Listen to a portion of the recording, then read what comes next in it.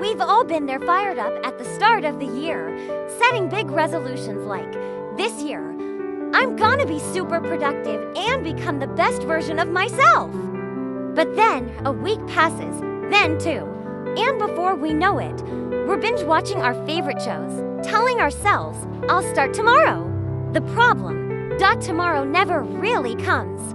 We know exactly what we need to do, start that project, hit the gym, learn something new, but we just don't take action.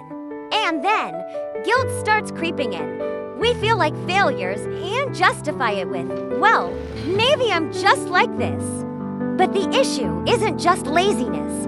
It's a cycle, a pattern we keep repeating. We set big goals. We don't start. We feel guilty. We give up. We try again next year with the same resolutions. It's like a song stuck on replay. And this cycle doesn't just keep us stuck, it slowly eats away at our confidence. So, how do we break free from this vicious loop? Let's dig deeper. A lot of people blame distractions. Ooh, it's social media. So they delete apps or put their phone on do not disturb. Problem solved. Nope. Procrastination is like an iceberg. Distractions are just the tip, but underneath, there's a huge force called inertia. Inertia is a simple physics concept.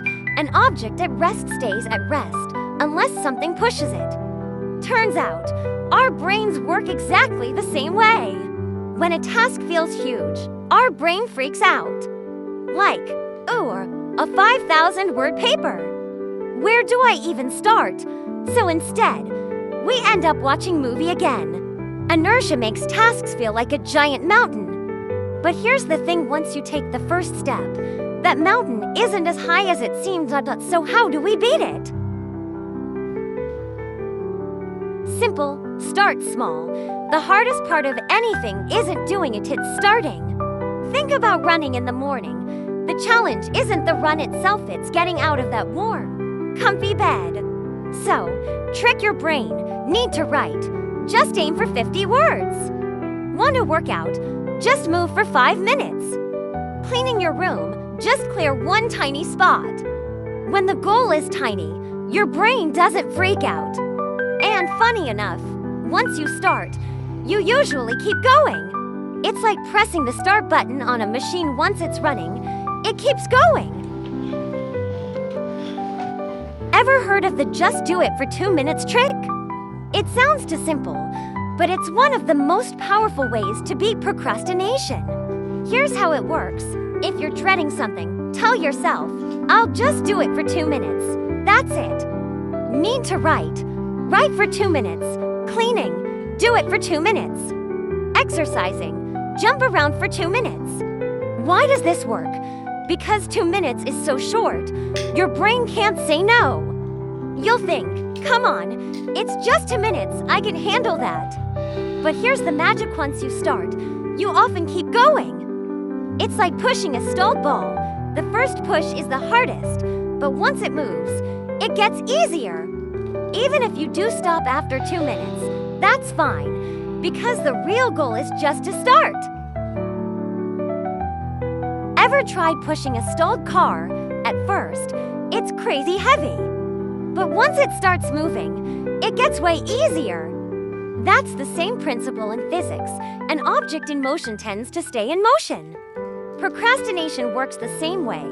Starting feels hard, like pushing that car for the first time. But once you give it a little nudge, something cool happens. Momentum kicks in. You plan to work out for 5 minutes. Suddenly, you're going for 15. You clean up your desk. Next thing you know, the whole room's spotless. The secret, start small and let momentum take over.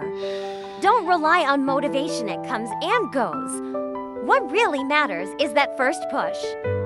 So, if you ever feel stuck, just remember, the hardest part is getting started. Just take that first tiny step.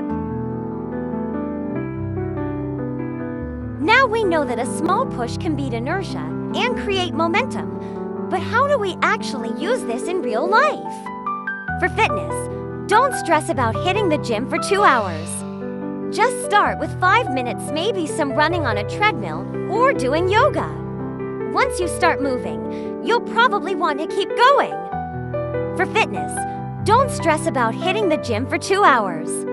Just start with 5 minutes, maybe some stretching or a quick plank. Once you start moving, you'll probably want to keep going. For social life, trying to reconnect with an old friend, don't overthink it. Just send a short message like, "Hey, how's it going?" and see where the conversation goes. The key, start with something super simple. Don't focus on the overwhelming end goal, just start. This principle applies to everything. Want to manage your finances? Track one expense. Want to write a book? Start with one sentence. Want to learn a new skill? Try it for just 5 minutes. Big changes are like building a wall. Each small step is a brick that makes it stronger. Remember this legendary quote from Martin Luther King: "You don't have to see the whole staircase, just take the first step." Meaning, you don't need to have everything figured out or solve all your problems at once. Just focus on taking that first step. Want to learn a new language? Start with one word. Want to live healthier? Swap one meal for a better choice. Big goals are like building a wall. Every small step is a brick that makes it stronger.